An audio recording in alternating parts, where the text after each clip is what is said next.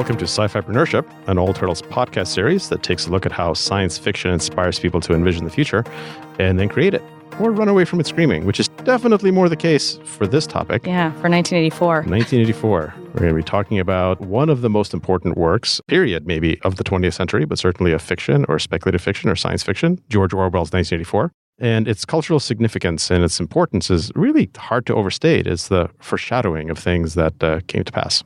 Not all of them yet. Let's be clear. We're hopefully going to prevent some of those. Really? What hasn't happened yet? Big Brother isn't always watching. I mean, I would say that Big Brother probably, in some sense, is watching much more thoroughly than they ever did in 1984, right? I guess that's right. It's the illusion of is Big Brother actually watching you? Right. The surveillance of the little things, I think, are probably more than George Orwell envisioned. It's not necessarily a person like watching you do things, but it's algorithms knowing every time you log into something or like something. Yeah, and getting better at targeted advertising. They really know I have a cat. The basic summary of 1984 is it's the futuristic year of 1984, and Winston Smith lives in the oppressive state of Oceania, where Big Brother monitors citizens' actions for the state. Defying a ban on individuality, he dares to express his thoughts in a diary, whether or not he knows if Big Brother's watching. We've got some great guests to talk about in 1984 and how it's affected their life and work. First is Dr. Christine Corbett Moran. She's a cybersecurity engineer at NASA's Jet Propulsion Lab. That is so cool. She's done a lot of other things too, which we'll let her explain. And later in the episode, we'll be joined again by Emily Dean. She is a writer and director and was on our previous episode about The Matrix. But first, here's Dr. Christine Corbett Moran. My name is Dr. Christine Corbett Moran, and I am a physicist and engineer and a computer programmer and a variety of different things, adventurer. Right now I work at NASA's Jet Propulsion Lab as a cybersecurity engineer. In the past, I have worked at Caltech and SpaceX and operated a telescope at the South Pole for a year. I'm trying to become an astronaut, and I was a top 50 finalist in the last round of selection. So that's a dream of mine. But I also enjoy sharing science and science communication and sharing the joy of discovery with others. That's awesome. Yeah, no, I told you, she's like the most awesome person I know. All I could think of through that was like, I'm also a programmer. That's all I got. I mean, that's basically the common thread through all the stuff that I do is programming. So that's my fundamental skill. And I get to just like trick people into letting me work on cool problems because I'm a half-competent programmer. So what kind of stuff, slightly off topic, but what are the cyber threads that like JPL worries about? So a variety of different things, everything from in the current world, bored people in their father's or mother's basement to nation states and running missions that can cost up to billions of dollars with targets against national infrastructure and national pride. There's certainly a lot of potential for malicious actors, whether they be hobbyists or nation states, to really do some damage. Right. Yeah, that makes sense. I hadn't really thought about that, kind of the cyber threat to this. But yeah, I guess it's all a lot of expensive stuff with probably, at least historically, not a lot of protections against like intentional bad actors. But that's all changing now. That's right. So for more like military expensive assets, there's been a lot of focus on cyber threats. The government uses cyber. It's a funny term, but basically hackers, malicious actors. And historically, NASA and other stuff has been designed by a bunch of scientists who just have other priorities. So it's not traditionally been a focus, but judging by the way things are going, it is something that will have to be a focus going forward. Could you talk a little bit about how science fiction as a whole has been an inspiration to you in your work and life? I came late to science fiction. I've always been a reader, but in terms of the nitty-gritty science fiction, I didn't really get into that until I ended up in college at MIT. And turns out that all the people around me were talking about the classics, but they weren't Tolstoy or Dostoevsky. They were more Stevenson and Butler and Le Guin. And I realized I hadn't read most of what my peers considered the classics. And started out with a list of things that everyone must read in science fiction. That has become an inspiration to me, primarily because the reason why my peers at MIT were recommending all these books were, here we were studying the cutting edge of engineering and physics and envisioning the future. And these books were doing the same, only much more cutting edge and advanced things we could only dream of. We were doing baby steps in that direction. So certainly from computer science to physics, seeing what it could look like hundreds or thousands of years from now, or on a different planet or among a different race of sentient beings, certainly inspired me to keep on going to reach some of those fantastic futures and also keep very mindful. And I think science fiction is great at this in trying to avoid the terrible potential futures and the downside of technology. For me, the dystopian stuff, it is a way of reminding myself of what I need to work towards to help avoid. The whole idea behind this podcast originally was because a woman I was working with at the time said, like you and everyone that you talk to just uses this like science fiction shorthand for everything. And it's just, it makes the technology industry inaccessible to people who didn't grow up like immersed in science fiction. Should like explain what all this stuff is, because like so much of the tech industry is built by people who are just very like conscious about this as the classics. And you kind of touched on that. Like for someone who isn't familiar with this work, it could be actually a barrier to being accepted and productive here. And then it got into, I think, a more interesting idea, which is kind of the second point you made, which is science fiction as a way to show what the world is actually like if these inventions or these things change, and was it like for the better and was it like for the worst, and what can we move towards and what should we try to avoid. So I think that you've kind of summarized the whole point of this thing, of this podcast. In your intro of why you like science fiction, yeah. So do you remember when you first read 1984 and something that stuck with you about it? It is completely different from your typical classical literature in that it does focus on people and ideas and emotions, but it also focuses on technology and the potential downsides of technology and how technology can shape society. And the surveillance state nature of 1984 is certainly something that stuck with me throughout my life. And you hear people, even people who haven't read 1984, are familiar with a lot of the terms that 1984 coined. Yeah, I first read 1984 in 1984, so it was kind of a weird experience. I always perceived it from when I first read it as talking about the present. Like it wasn't about the past or the future, it really was about the present. That kind of thought has stayed with me. That like this is like 1984 is always about the present. How did you perceive it? Like when you read it, presumably a little bit after that, like it was already a book written in the past, about a year set in the past. Like, did you see it as something that had happened or something that is happening or a prediction for the future? I still thought of it, though the title was 1984 and I maybe read it in, let's say, 2000, something like that. I still thought of it as kind of near future. So I didn't take the 1984 year completely seriously. To me, it was still, although it was written so much more before 1984, to me, it was still a prediction for a future that had almost, but not quite come to pass, or portions of it had come to pass, but not everything. So I didn't view it as the present, but as the very near future if some of the technological developments went on unchecked.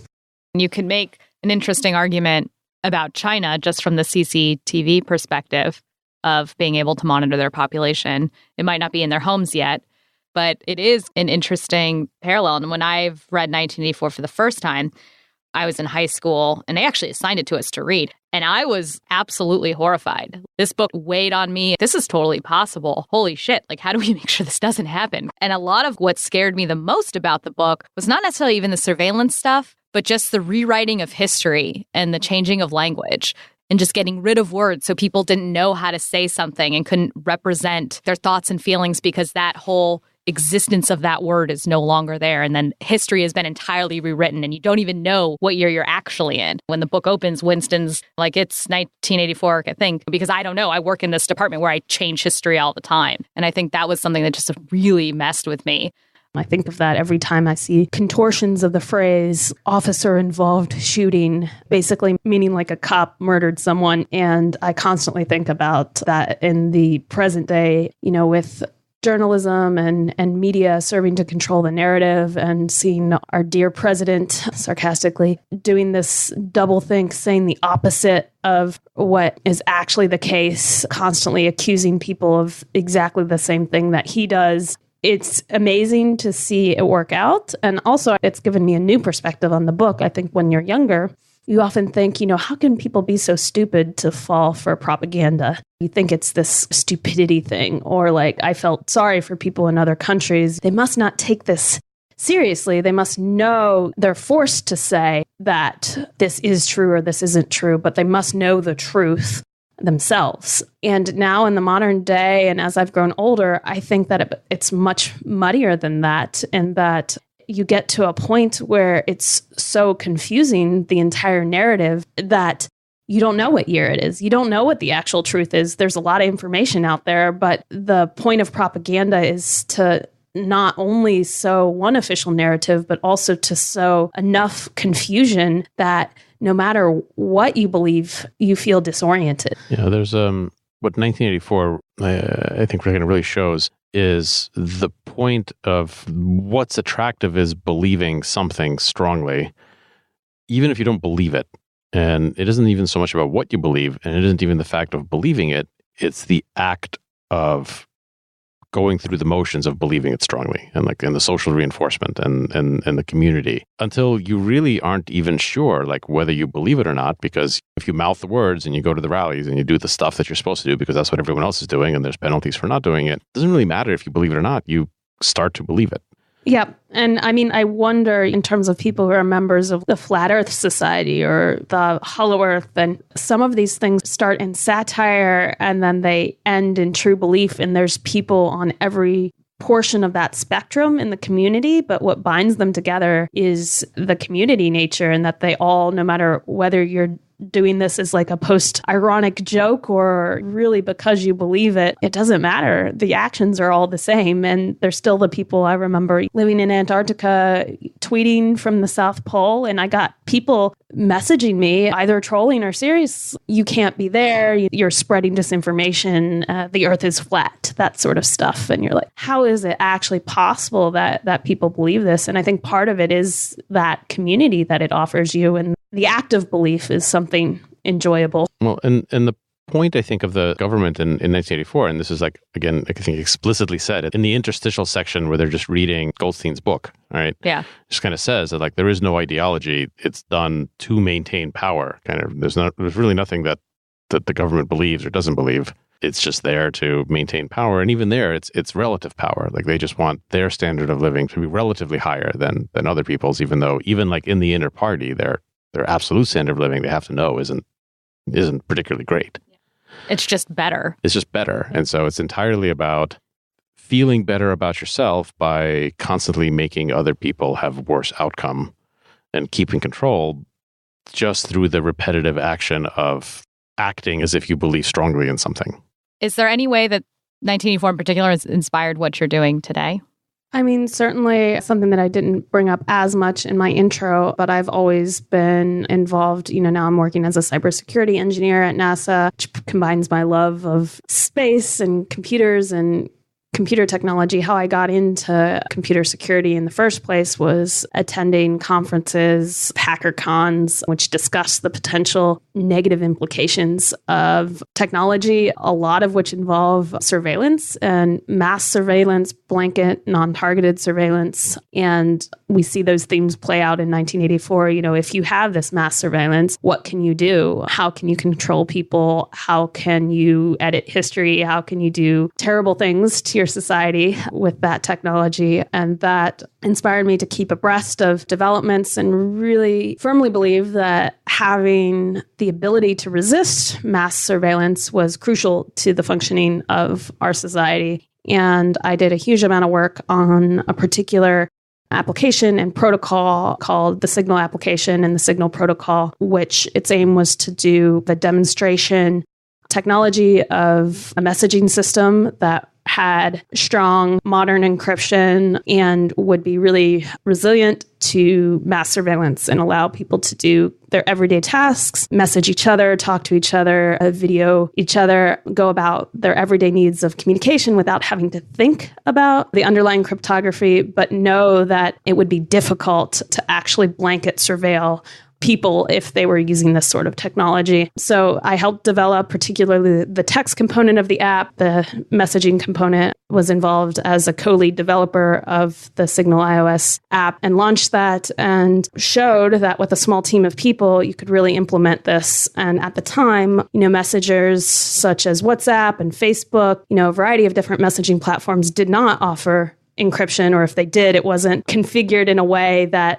mass surveillance would be difficult. And so that technology demonstration got a huge amount of adoption from people, not quite the WhatsApp level of adoption, but also showed WhatsApp and others that you could really do this. And we saw WhatsApp actually adopted the Signal protocol and deployed it to more than 1 billion users. Since then, a variety of other major companies, Facebook, et cetera, have adopted this type of strong encryption, and many of them using the Signal protocol. So that those negative visions of the future, exploring the consequences of what if we don't do something like this, caused me to, when I saw Signal and what they were aiming for, I really knew I had to chip in to help. And it was a very small team, just me and one other person who I brought on, who were able to do the iOS applications. So certainly inspired me to make a small difference, which can snowball into a big difference when you see other companies adopting the same philosophies and standards.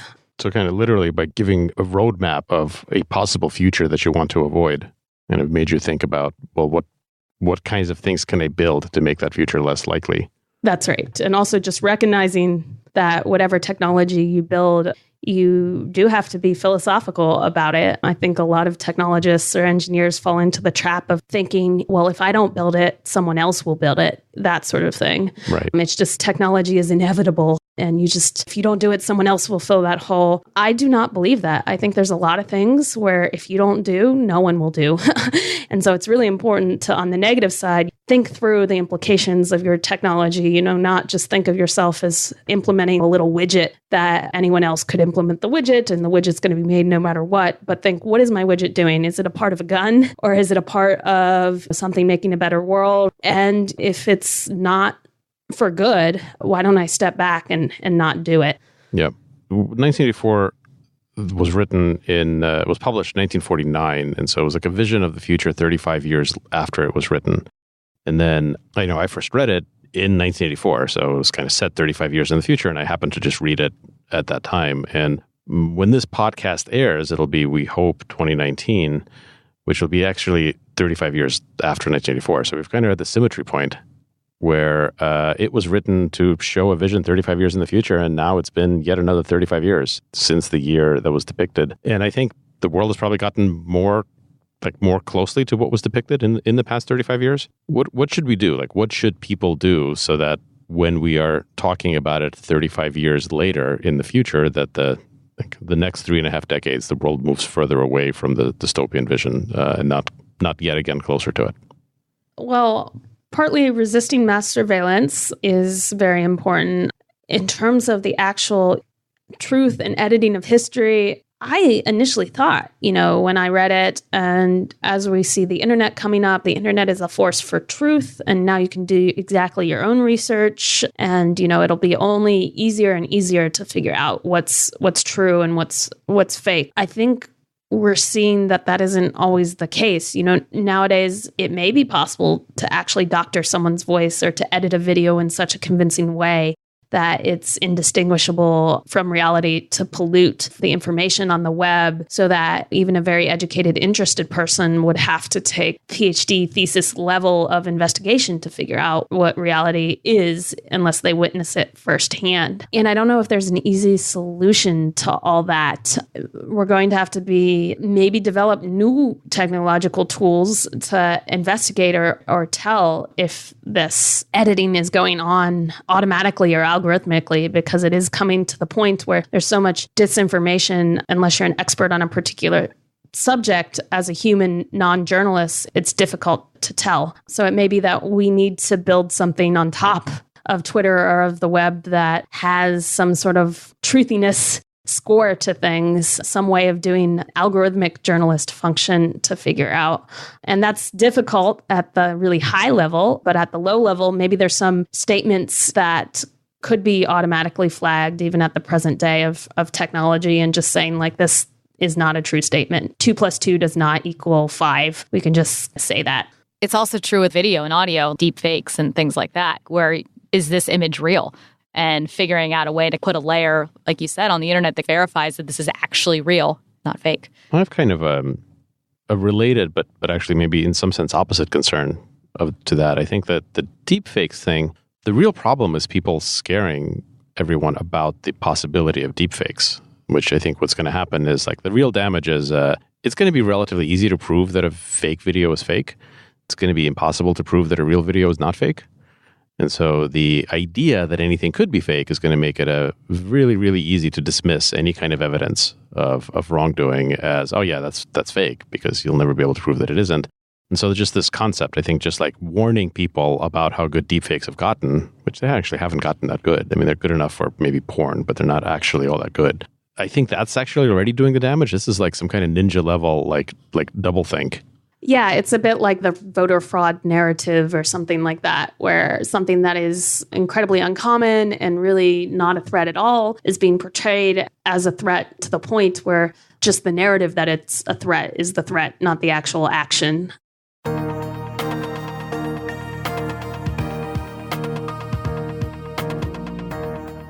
1984 can often feel like an uncanny and unsettling predictor of some of the aspects of society today that make us the most uncomfortable. But our next guest actually found aspects of 1984 that she connected with. Emily Dean is a writer and director, and here are her thoughts on her first encounter with 1984.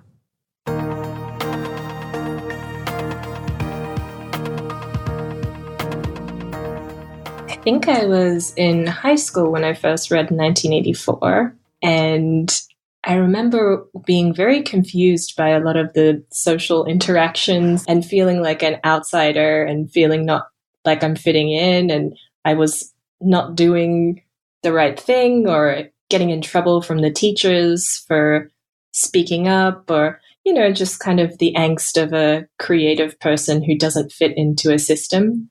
And for me, reading 1984 made me go, yeah, this doesn't make sense. This curriculum doesn't make sense. Or the way we're doing things doesn't make sense. All these tests don't make sense. And so the anarchist in me, I suppose, was sort of born in that time. And it gave me an outlet, not to be an actual anarchist in the sense that I was doing anything that I shouldn't be doing, but more it gave me some relief in my mind as to this is a shared experience. The person who doesn't feel like they fit into a system. But that's kind of an interesting formulation, right? Like, I think I also had this experience reading 1984 and probably before it, this idea like, oh, other people have this experience of alienation. But then what 1984 does is, of course, like, again, spoiler alert, like that doesn't turn out well for the anarchists, and not because they fail at it, but because the whole thing is a put on, like, from the beginning. Like, it is a way to catch you. Right. It is the state, like, basically deciding that this is a useful emotion to evoke in people as a method of control and filtering, which seems to really parallel some of the stuff that's going on now, where, like, specifically state actors amplifying sense of alienation and angst and conflict, like, as a way to exercise political control. It's just rampant. It's happening all the time. Even the terms like doublethink and thought crime and like memory hole, they're very similar to the terms we use today to describe these kinds of loops that we get into, echo chamber, that kind of thing. When I first read in 1984, the world seemed like we had averted it, right? Like, I remember, again, in 1984 was the first Mac ad. Yeah, I think I had a very similar thought when I read it. Like, that was the Apple ad. That was the Super Bowl ad when they introduced the Macintosh. And the tagline was something Apple. So, like, making 1984 not like 1984. I think, because it was like, we had averted this thing. And then certainly reading it in the 90s and the 2000s, it felt like, yeah, there was some warning signs, but we had averted it. And now it feels less so. And maybe we averted it, at least partially, because George Orwell wrote it. And it gave people the understanding and the vocabulary to talk about it and diagnose it. And it was this big glaring warning sign that for 35 years or more, we managed to avert it. And maybe it's just been a little bit too long since we've had a similar, crisply articulated and compelling vision. So someone needs to take 1984 as this is my blueprint, rewrite it for today. For 2019. For 2019. Yeah. Put in some androids. Yeah, make it a little more, some space maybe. Maybe not. Right. Maybe keep it on Earth. How did you feel at the end of 1984? Like when it's over and you see the whole arc, right? Like it's easy maybe to get caught up in the middle. Like I remember, as like halfway through reading Goldstein's book, which is the thing that's halfway through 1984, you can kind of be like, yeah, this makes sense. I agree with this. And then when it's done, you kind of see that the whole thing was pre-planned. I have to admit, when I first read it, I was really confused. That's not the way it should go. And I felt this sense of incredible injustice, which I carried around for a long time after reading the book and trying to pick it apart and be like, why would the writer do that? Why wouldn't the writer give this person their due? And yeah, I think that was one of my earliest experiences of being like, oh, sometimes it's not fair. It doesn't always end out a happy ending. Yeah, sometimes you get tortured by your worst fear and then loving Big Brother afterwards. I think it's a fair question to ask of Orwell, who was primarily a political writer, not really a novelist. So I think maybe at other times asking like, well, why did a writer do this? It's like, well, that's what the art is. But I think for Orwell, it's actually a fair question to ask. Like he was clearly trying to accomplish political ends with this book and pretty much everything else he's done. So why did he write it that way? Why is the ending of 1984 the ending of 1984? The dystopian narrative is necessary, right? It can't all end well. And in order for you to think of how you can prevent something from happening, you need to see that it didn't end well. That's how it, in a story, right? I think that's how it resonated with me was, wow, when I read it in high school, there's no way they gave me this and this ends badly, like to read in high school. But then it really made me think like, wow, this is really possible. Like if it had the ending of, oh, well, the anarchists won, you continue on with your hero's journey. It's just like any other story. The hero won. It's great. But when he doesn't, it really makes you think and then really examine the technology and examine everything that was in that story that was used as a way to control people and trying to figure out how you can maybe and hopefully combat against it. The funny thing is when it doesn't end in a happy finished ending with like a little bow tie on the, whatever, where it makes you feel good. You can't package it as a story in your own mind. When the characters never has their due, when they don't have justice, it sits with you longer and you take it off the page and you walk around with it. And when you look out into the world, you start to see injustices happening. And you can't just say to yourself, oh, that just happens in stories, but it all works out fine. So in a sense, it has more impact, the fact that it is dystopian, that there is not a happy ending. Right, that it's not the hero's journey. It's not the Matrix. Exactly, and it changes the mind of the reader, I think. And that is the purpose, I think, of the story. Yeah, I think that's a really good observation.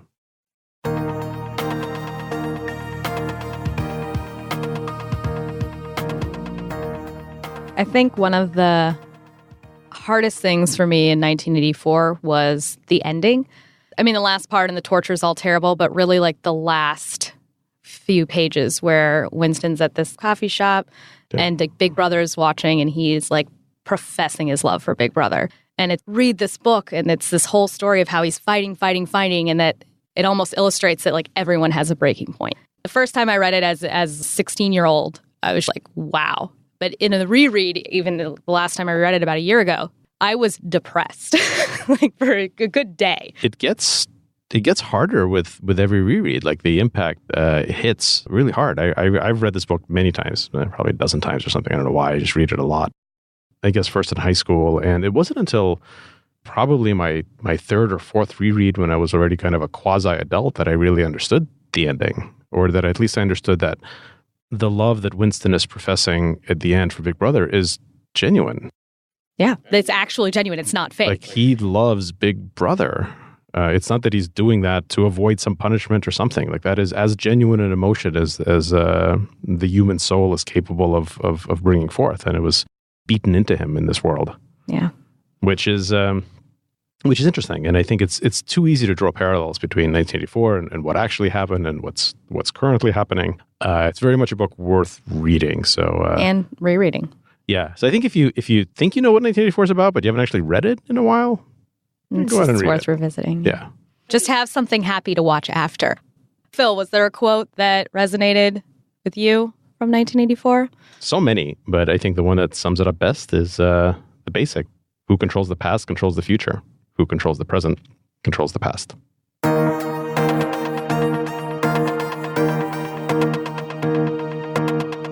This podcast is a production of the All Turtles Worldwide Media Empire. We recorded this episode in the Ministry of Truth at the world-class Donatello Studios in San Francisco, California. Thanks to Dr. Christine Corbett Moran and Emily Dean for joining us in this episode. If you have any questions, comments, or suggestions for future episodes, send us an email to hello@all-turtles.com. Marie reads every message. Thanks to everyone who made this episode possible, including Jim Metzendorf for editing, the previously mentioned Marie McCoy-Thompson for producing and reading every message, Chris Ploeg for his audio expertise, Ali Packard for our artwork, and Matt Ammerman for our theme music. On behalf of Brittney Gallagher and yours truly, Phil Libin, and all the rest of the All Turtles team, thanks for listening.